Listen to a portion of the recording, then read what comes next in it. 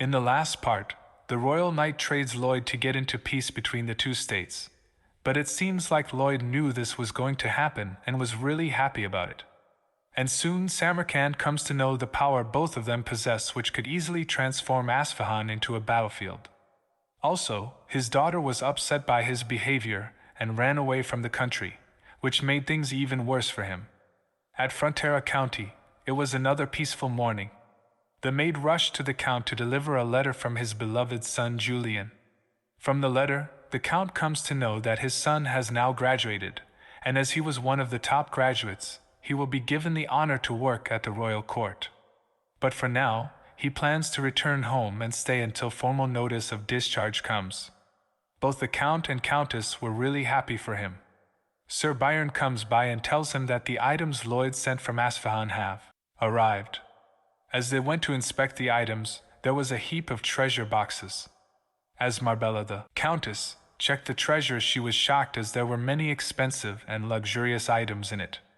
Also, she is just like Lloyd and thinks of selling these valuables to the self-absorbed nobles at a high price. The Count agrees with her and knows that his wife is a little strange, but still, he is a very happy man. As they walked through the village, everybody respected him and greeted him. The Count was happy as there were nothing but good people in his territory. As they walk through, the orcs and the knights get into a fight. The knight seemed like he was going to fight and pushed the orc backward. Both the Count and Countess were shocked as they knew what was coming.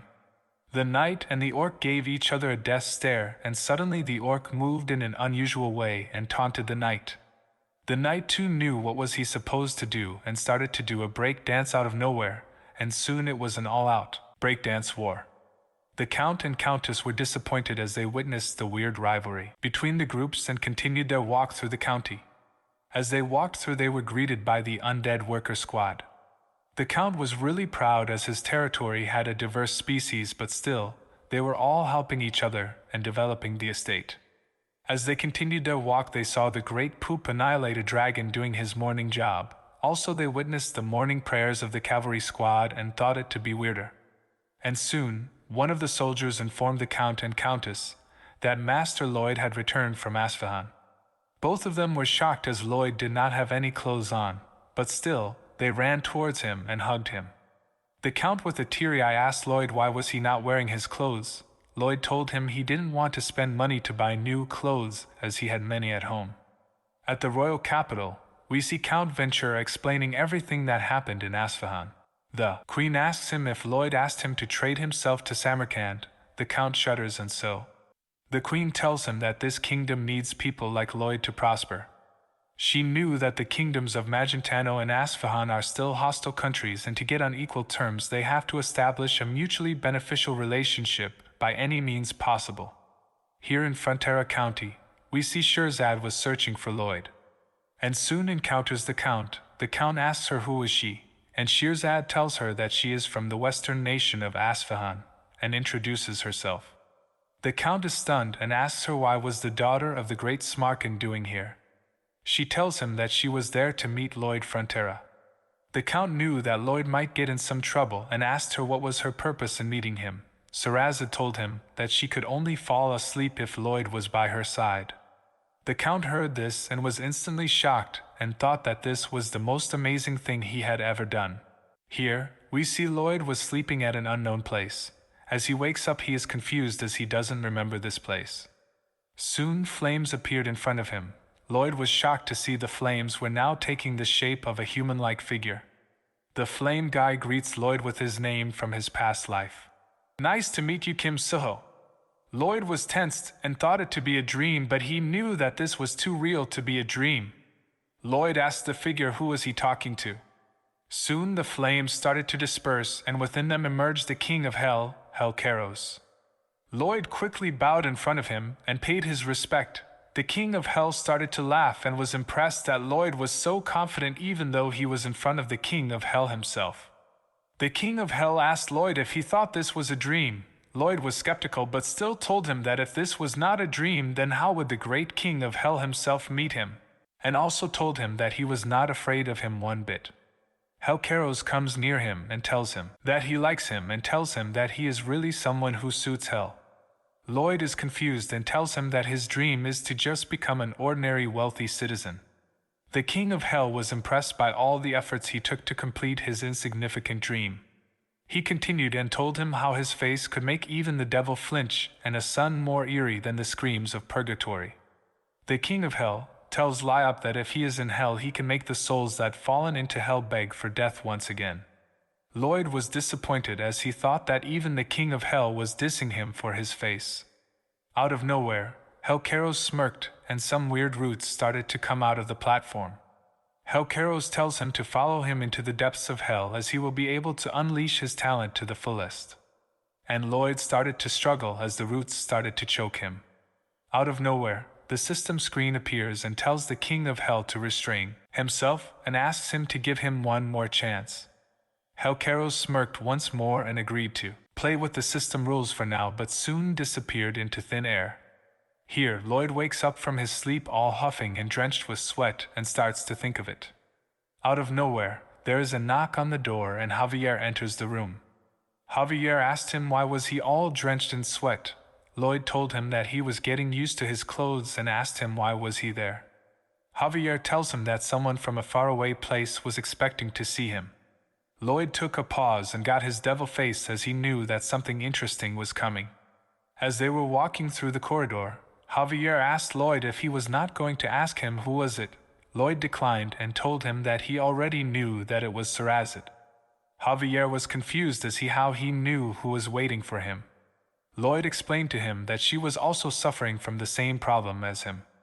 In the conference hall, we see that Shiraz is waiting for him with a magical ball. She asks Lloyd to sing the lullaby into that crystal ball as she will be able to hear it whenever she likes to take a nap. The Count sighed and was relieved that it was just about the lullaby. Lloyd makes a face and asks Shiraz if she is really serious, to which she replies that she will pay him whatever amount he says. Lloyd tells her that he has a lot of money already. Shiraz was really pissed as Lloyd slams the table with some contract papers and asks her to sign it first. Javier was disgusted as he knew what was going to happen now. Shiraz was enraged as she read the contract, which said that she would have to serve the Frontera territory for 5 years and that after the service period ended only then she would get the lullaby. She clearly declined the contract, but Lloyd once more made his devil face and told her that if she could sleep and rest more only then she become a sword master. Javier was finally able to connect the dots and knew that all the training he gave to Shiraz was to make her dependent on him and soon make her a slave. Shiraz was super enraged by this and punched him straight in the face and left the room. As she was walking through the forest, she realized that she was on the wrong path. As she walked through, she was astonished to see someone. It was none other than Lloyd's younger brother, Julian. Shiraz was confused as she thought, why did someone like him in such a place?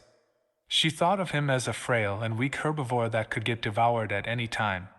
We see that there are soldiers who are trying to get the boulder out of the way as it blocks them from reaching their destination. Julian gets up and tells the knight to let him help, but the knight thinks how could such a weak boy help him. Julian insisted on helping him and removed his shirt. As soon he did, everybody was shocked to see his well-trained muscular body. Shiraz saw him, and now her thoughts changed as he thought of him as a buff bunny. Julian and everybody tried hard to push the boulder out of the way, but they were unsuccessful in doing so. Shiraz knew that he must be Lloyd's little brother and took a liking to him. Julian once more tried too hard, but he gave up and asked the knight to give him a shovel as he was going to dig around the boulder and make it slide down the road. Shiraz comes in and tells him that it is a good idea, but it will be not so time efficient as it would take them a whole day. Shiraz tells him that she will help him to clear it for them. Julian was confused and also took a liking for her as she passed him. Shiraz drew her sword and in an instant chopped down the boulder into pieces. Everybody witnessed her brute strength and was shocked. Julian approached her blushing and covering his body, and thanked her for her help. Shiraz introduced herself and told her that she is currently staying in the Frontera estate.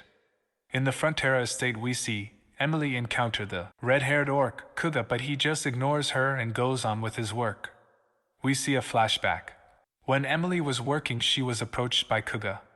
Kuga asked her if she loved Sergeant Greg, Emily smiled and replied him that Greg was the most important person in the world to her. The orc was pissed and remembered the time when he saw Greg cheating with another girl. Kuga doubts his love and decisions and leaves Emily hanging alone. After work, Emily has a conversation with Greg. She addresses Greg as his brother and asks him what will happen if a human female falls in love with an orc. Greg tells her if such a thing really happened, then her family members would chase her and break her legs. Greg out of nowhere thinks of it and realizes something about the red-haired orc, Kuga, and it seems like something bad is going to happen between them. At the Count's mansion, we see the Count was in tears as he was having lunch with all of his family members together. He was really happy for both of his sons. Julian tells everyone that once he gets his appointment from the capital, he will work even harder and make his dad proud. The Count was happy and told him to come back home whenever things got too tough for him, as he would be always here to give him any kind of support he needed. Shirad was emotional as she never had such a bond with her family. She got up and was about to leave the room with a teary eye. Lloyd asks Shirad when they get into an agreement, to which she denies it and leaves the room. Lloyd thought it to be suspicious as he felt something from her shaky voice, as if she was having a breakdown. At night we see Lloyd looking out of the window as if something is going to happen. Shirad was about to exit from the main gate, but we saw Lloyd's expression changing as Shirad was stopped by Julian. And soon Shirad's expression too changed as she started to blush while talking to him. Lloyd made a really evil face as he was now sure what a huge and unexpected jackpot he just witnessed. Here, we see Julian confront Shirad and ask her what was she doing here so late at night, and ask her if she was going to leave the estate. Shirad blushed and told him that she was just going to take a short stroll. Julian asked her why she had such a huge luggage with her, to which she replied that she packed a lot of snacks for her. Julian was stunned and told her that if she had so many snacks at night it would affect her sleep. Shirad once more blushed and shuddered as she realized that her excuses were really lame. Out of nowhere, Julian felt glad as she looked really good compared to when she left the dining hall, which made him really worried about her. Shirad was about to cry as she had someone treat her like that. She told him that she was okay now, and she thought that she should stay for a few more days in the estate. Here, Lloyd was having a terrific face on while he was watching the conversation, but out of nowhere, he was approached by Javier, which scared the heavens out of him. But Javier was even more disgusted due to that face. Lloyd clams himself and asks Javier what was it. Javier tells him that it is time for his lullaby, but he is not there, so he comes to look for him. Javier asks him why was he making such a scary face at a beautiful couple that's falling in love. Lloyd asks Javier who he knew about their relationship. Javier tells him that he knew it from the look on Shirad's face, as girls looked the same way to him when they fell in love. Lloyd was depressed in an instant. Javier tells him that in any case, no matter how jealous he is, Javier will not help him to ruin Julian's love. Lloyd was pissed and asked Javier if he was such a bad person, and strikes a pose and tells Javier that he will be the one to complete Julian's love, and declared himself a cupid of love. Lloyd thinks to himself as he knows that he has made a lot of enemies, but the one standing in between his lazy life is the queen herself. By using the princess of Asfahan, he can get some political power which will ultimately help him. One another normal morning in Frontera Estate. The Kuga the orc was being confronted by Sergeant Greg. The orc tells Greg to not pick a fight with him as he no longer wishes to quarrel with him. Greg smirks, reaches out his pocket, and out of nowhere throws a paper plane at the orc. The paper plane hits straight to his forehead. Greg tells him to come to the place written on that letter that night. The orc read it and was pissed and tells Greg that he will not back out from a challenge. Here, in the Count's mansion, we see Julian looking out of the window thinking of her. Soon Lloyd comes out of nowhere and hints to him this is what we call love. Julian was stunned and asked him what was she doing there, and soon Lloyd took over and told him about love. Lloyd with a happy face tells Julian that he is going to record the lullaby and give it to Shirad tomorrow, which means she will go back to her country. Lloyd hints to him and leaves the room. Due to this, Julian is really confused about what should he do. Soon we see as Shirad was walking through the hallway, she was confronted by Lloyd, and out of nowhere she threw a punch that hit him straight. She apologized for this and told him that it was just a reflex. Lloyd had a happy face even though he was hurt. He told her that Julian was going to get the appointment soon, and he might leave the estate maybe tomorrow, which made Shirad stressed. Both of them were looking really sad as they knew that both of them were going to be separated soon. Lloyd knew something was going to happen, and he was all awake and sat on the chair like a mafia boss. Soon we see Julian and Shirad going to each other to confront their feelings. Somewhere in Frontera Estate, we see the soldiers were ready to ambush Kuga when he appeared on the decided spot. The orc soldiers heard it, and were enraged as they thought that it was a one-on-one duel. Sergeant Greg was expecting them to be heard and was glad that they caught his plot. He said that today would be the day that would settle the relationship between humans and orcs. Soon we see that Kuga was waiting in the place where Greg decided to have a duel. Out of nowhere, he was confronted by Emily. She asked Kuga what was he doing there as his brother asked her to come there. We see that Greg and the orcs ambushed both of them and pushed them together. Greg declared that Kuga and Emily from today will become a couple which would end the dispute between the orcs and humans. Here, in the Count's mansion, we see both the Count and the Countess were approached by Shirad. Shirad asked them if they would entrust their youngest son to her and mentioned them as father and mother. Lloyd knew that his plan was about to be successful as now the Queen would not be able to do as she pleases with him. Somewhere in the world, we see the ancient castle of the Black Mage Targa. The Queen was sitting on the horse with her armor on, as she was ready for a war. The Queen raised her hand and ordered the soldiers for a full assault, and there was a cloud of magic arrows which flew towards the castle. The arrows pierced the magic barrier, and the mages from the castle rushed outside to defend the castle. The soldiers killed all the mages and made their way inside the castle, but they were intercepted by a huge monster. Everybody started to panic, but the mages started to attack the beast using fire magic. But the monster was too strong for them to handle, so the Queen ordered the soldier to retreat immediately. The Queen confronts the monster, summons her aura sword, and kills the monster in one shot. As the monster was cut open, a green gas started to come out of the monster. The Queen knew that it was poison, but her body was already used to purify the poisonous mana. The Queen makes her way into the castle. As she opens the door, she is confronted by an unknown man. Targa was sweating as the Queen approached her and confirmed to her that he was Targa the Black Mage. As soon as the Queen confirms the one in front is Targa, she becomes infuriated and tells him that she is going to execute him on the spot. The Queen swings her sword and in an instant, she beheads the Black Mage. But as the body falls down, she gets a hurtful impulse which confuses her, as she doesn't know what is going to happen to her. And we see that her eye was affected by something.